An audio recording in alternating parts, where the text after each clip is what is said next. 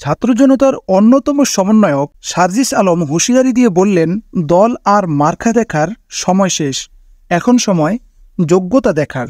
বৈষম্যবিরোধী ছাত্র আন্দোলনের অন্যতম সমন্বয়ক সার্জিস আলম বলেছেন, যিনি আপনাদের কথা শুনবেন, প্রশ্নের উত্তর ও জবাবদিহির জন্য প্রস্তুত থাকবেন, সেই নেতাকেই সংসদে আপনার এবং আপনাদের প্রতিনিধি হিসাবে নির্বাচন করুন।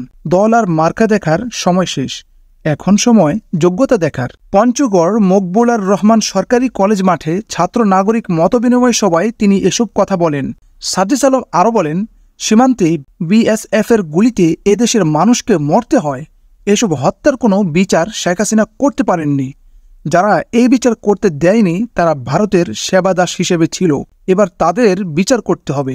তিনি বলেন, হাজার ছাত্র জনতার রক্তে যে স্বাধীনতা আমরা অর্জন করেছি সেটি যেন কোনো কালো শকুন থাবা দেওয়ার চেষ্টা করতে না পারে, সেদিকে আমাদের খেয়াল রাখতে হবে। সেই শকুনকে ছাত্র জনতা ছিঁড়ে ফেলতে হবে। তিনি হুঁশিয়ারি উচ্চারণ করে বলেন, যদি পঞ্চগড়ে আজকের পর থেকে বৈষম্য হয় তাহলে বাংলাদেশ, ভারত, নেপাল, ভুটান এই চার দেশের যে সীমান্ত, এই চার দেশের যে হৃৎপিণ্ড তেঁতুলিয়ার বাংলা বান্দা, আমরা তা চিরতরে বন্ধ করে দেব।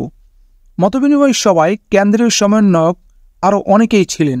এতে জেলার বৈষম্য বিরোধী ছাত্র আন্দোলনের ফজলে রাব্বি, মোকাসসেদুর রহমান সান, আতিকুর রহমান আতিকও উপস্থিত ছিলেন। এই সমাবেশে জনতাকে খুবই উৎফুল্ল দেখাচ্ছিল।